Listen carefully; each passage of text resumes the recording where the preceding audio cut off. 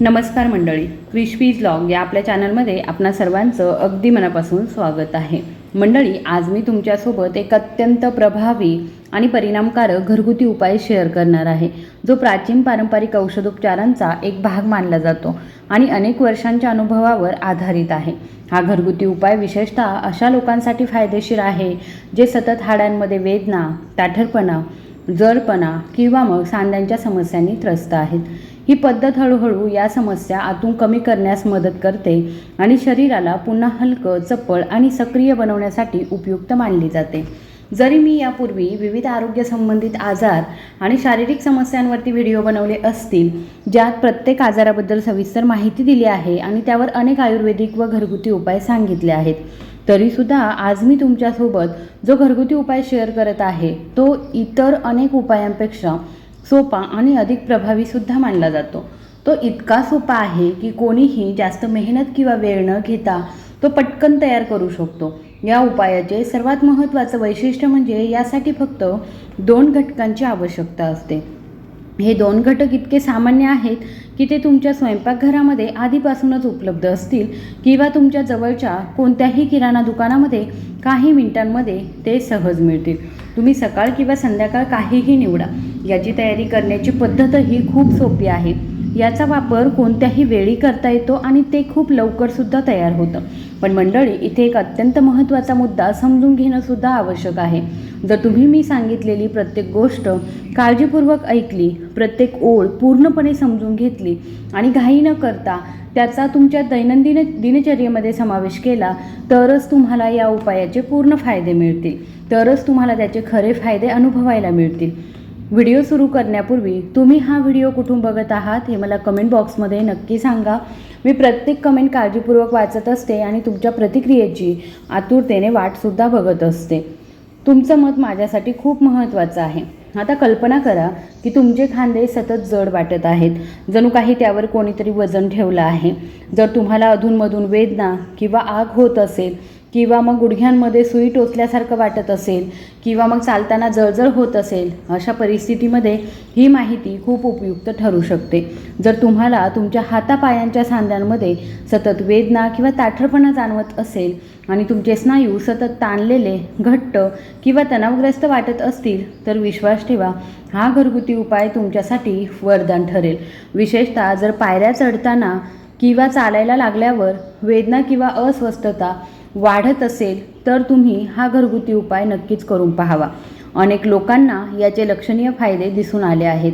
मंडळी, जेव्हा आपल्या शरीरामध्ये 2 हाडे एकत्र येतात तेव्हा एक सांधा तयार होतो। त्या सांध्यामध्ये एक मऊ थर असतो जो उशीसारखं काम करतो।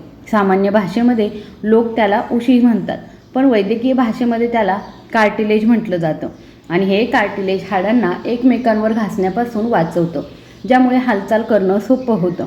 तथापि जसजसं व्यक्तीचं वय वाढतं किंवा शरीर कमजोर होतं, तसतसं हे कार्टिलेज हळूहळू झिजायला लागतं। कधीकधी हा थर इतका झिजतो की तो जवळजवळ नाहीसा होतो। जेव्हा हा उशीसारखा संरक्षक थर नाहीसा होतो, तेव्हा 2 हाडे एकमेकांवर घासू लागतात, ज्यामुळे गुडघे, खांदे किंवा इतर कोणत्याही सांध्यांमध्ये तीव्र वेदना, सूज आणि अस्वस्थता निर्माण होते। अनेक लोक सांगतात की त्यांच्या गुडघ्यांमध्ये मुंग्या आल्यासारखं वाटतं, त्यांचे खांदे पूर्णपणे ताठ होतात आणि त्यांची बोटे सहज वाकतही नाहीत। तुम्ही अनेक वृद्ध लोकांना पायऱ्या चढणं कठीण झाल्याची तक्रार करताना ऐकलं असेल। त्यांची बोटे व्यवस्थित मूठ वळवता येत नाहीत आणि उभं राहिल्यावर त्यांच्या पायांमध्ये तीव्र वेदना होतात। ही सर्व लक्षणे स्पष्टपणे दर्शवतात की त्यांच्या सांध्यांमधील कार्टिलेज एकतर खूप पातळ झालं आहे किंवा मग जवळजवळ नाहीसच झालं आहे। मी तुम्हाला जो उपाय सांगणार आहे तो शरीरातील उपास्थीच्या पुनर्निर्मितीसाठी म्हणजे कार्टिलेजच्या पुनर्निर्मितीसाठी उपयुक्त मानला जातो। तसेच तो जुन्या, खराब झालेल्या सांध्यांची स्थिती सुधारतो आणि हाडे मजबूत आणि पुनरुज्जीवित करण्यास मदत करतो, असंही मानलं जातं। मी आधी सांगितल्याप्रमाणे तो तयार करण्यासाठी फक्त 2 घटकांची आवश्यकता असते। तथापि ते कसं मिसळावं, कसं तयार करावं आणि कसं वापरावं हे समजून घेणं अत्यंत महत्त्वाचं आहे। म्हणून मी तुम्हाला हात जोडून विनंती करते की ही संपूर्ण माहिती काळजीपूर्वक ऐका, ती पूर्णपणे समजून घ्या आणि आपल्या जीवनामध्ये तिचा अवलंब करून तिचे फायदे मिळवा। अपूर्ण माहितीच्या आधारावर कोणतंही पाऊल उचलू नका। संपूर्ण प्रक्रिया समजून घेणं हीच यशाची गुरुकिल्ली आहे. सर्वप्रथम तुम्हाला एक स्वच्छ आणि पूर्णपणे कोरडी काचेची बाटली लागेल. येथे सर्वात महत्त्वाची गोष्ट ही आहे की ही बाटली कधीही प्लास्टिकची नसावी, तर केवळ काचेचीच असावी. तरच हा उपाय योग्य प्रकारे तयार होईल. जेव्हा आपण कोणतंही तेल वापरतो, विशेषतः देशी किंवा आयुर्वेदिक उपाय, तेव्हा आपण त्याचा वापर केलाच पाहिजे. जेव्हा डोळ्यांचं तेल प्लास्टिकच्या बाटल्यांमध्ये साठवलं जातं, तेव्हा प्लास्टिकमधील रसायनांमुळे तेलाचा दर्जा हळूहळू खालावतो आणि त्याची परिणामकारकता कमी होते. जर तुमच्या घरी मोहरीचं तेल असेल तर तुम्ही ते वापरू शकता. तथापि जर तुम्हाला हा उपाय अधिक जलद आणि खोलवर परिणामकारक व्हावा असं वाटत असेल तर मी मोहरीच्या तेलाऐवजी तिळाचं तेल वापरण्याची शिफारस करते. कारण तिळाचं तेल पूर्णपणे नैसर्गिक आणि भेसळमुक्त मानलं जातं आणि शतकानुशतके सर्व प्रकारच्या वेदनांवरती एक प्रभावी उपाय म्हणून सुद्धा ओळखलं जातं. आयुर्वेदातही तिळाच्या तेलाला सर्वात श्रेष्ठ आणि अत्यंत प्रभावी तेल मानलं गेलं आहे. प्राचीन धार्मिक आणि आयुर्वेदिक ग्रंथांमध्ये सुद्धा असा उल्लेख आहे की तेल हा शब्द मुळात तीळ या शब्दापासून तयार झालेला आहे आणि इतर सर्व तेले नंतर अस्तित्वात आली. प्रसिद्ध आयुर्वेदिक ग्रंथ अष्टांग हृदयामध्ये स्पष्टपणे म्हटलं आहे की जी व्यक्ती दररोज आपल्या संपूर्ण शरीराला तिळाच्या तेलाने हलक्या हाताने मालिश करते ती आयुष्यभर गुडघेदुखी, सांधेदुखी आणि शरीराच्या विविध भागांतील वेदनांपासून मोठ्या प्रमाणात सुरक्षित राहू शकते. म्हणून मंडळी, मी तुम्हाला सल्ला देईन की या घरगुती उपायामध्ये मोहरीच्या तेलाऐवजी तिळाचं तेल वापरावं, जेणेकरून त्याचा परिणाम अधिक जलद होईल आणि ते शरीरामध्ये खोलवर मुरेल. मंडळी, हा घरगुती उपाय पूर्णपणे तयार करण्यासाठी आपल्याला आणखी एका अत्यंत महत्त्वाच्या आणि ऊर्जा देणाऱ्या घटकाची आवश्यकता आहे. तो म्हणजे कापूर. कापूर हे जवळजवळ प्रत्येक घरात आढळणारं एक सामान्य नाव आहे आणि बहुतेक लोकांनी त्याबद्दल नक्कीच ऐकलंसुद्धा असेल. याचा उपयोग सामान्यतः पूजा, आरती आणि धार्मिक समारंभांमध्ये केला जातो. पण मंडळी, कापूरचा वापर केवळ पूजा आणि धार्मिक समारंभापुरता मर्यादित नाही. आजकाल बरेच लोक श्वासोच्छ्वासाच्या समस्या कमी करण्यासाठी, नाकातील कोंडणं दूर करण्यासाठी आणि शरीरातील ऑक्सिजनची पातळी सुधारण्यासाठी कापूरचा वापर करतात. कापूरचा सर्वात प्रमुख गुणधर्म म्हणजे तो श्वास घेण्याची क्षमता झपाट्याने सुधारण्यास आणि फुफ्फुसांना बळकट करण्यास मदत करतो, ज्यामुळे ताजेपणा आणि ऊर्जा टिकून राहते असं मानलं जातं.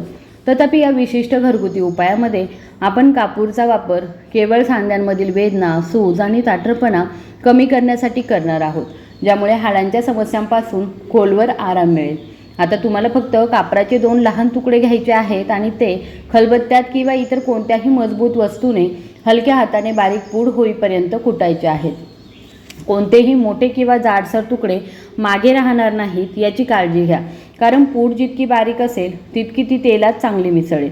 आता तयार केलेली पूड त्या स्वच्छ पूर्णपणे कोरड्या काचेच्या बाटलीत ओता, ज्यात तुम्ही आधी तिळाचं तेल ठेवलं आहे. झाकण घट्ट बंद करा आणि कापराची पूड व तेल पूर्णपणे मिसळण्यासाठी बाटली काही मिनिटे हलक्या हाताने हलवा.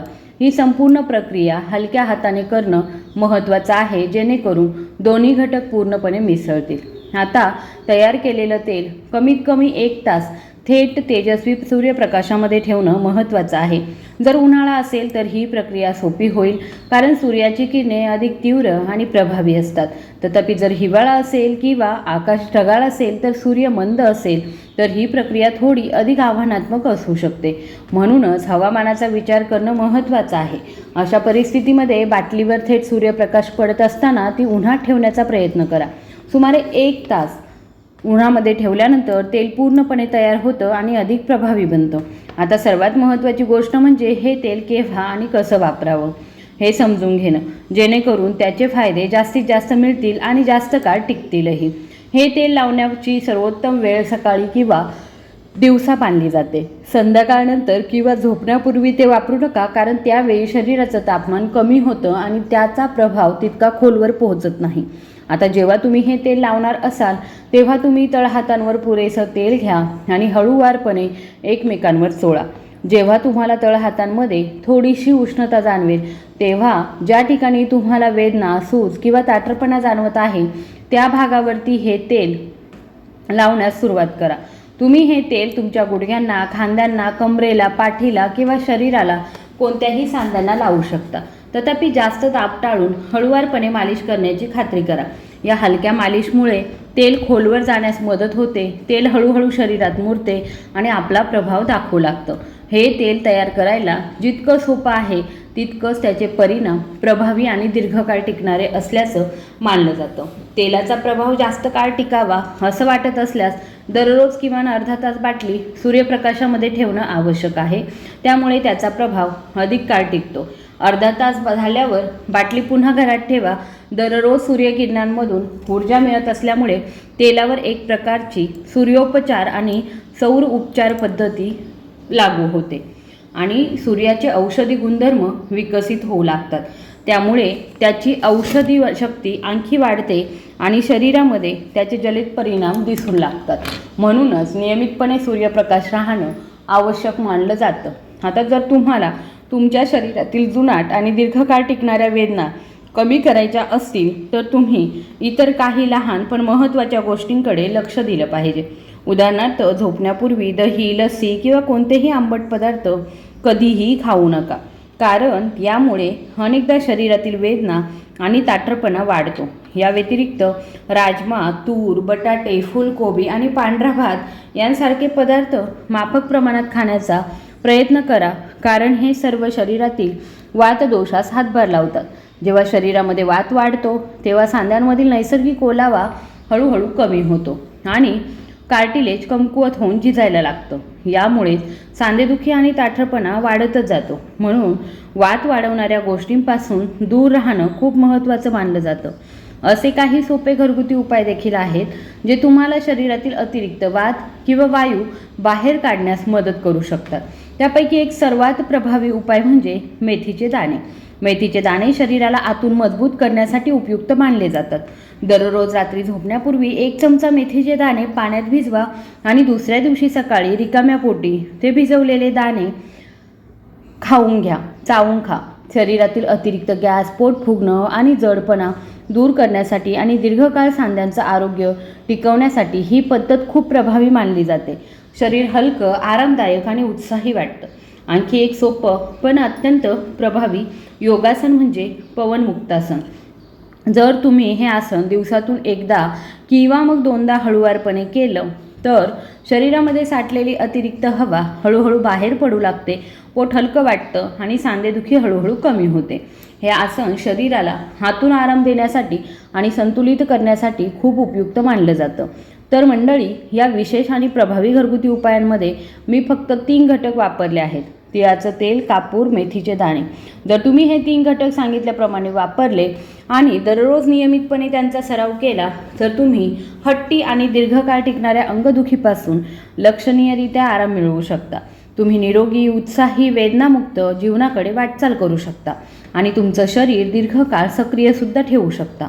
तुम्हाला हा व्हिडिओ जर उपयुक्त वाटला असेल तर कृपया या व्हिडिओला लाईक करा. तुमच्या मित्रमैत्रिणींसोबत, कुटुंबियांसोबत, नातेवाईकांसोबत या व्हिडिओला नक्की शेअर करा. आणि चॅनलवर नवीन असाल, चॅनलला अजूनही सबस्क्राईब केलेलं नसेल तर सबस्क्राईब करायला विसरू नका. धन्यवाद.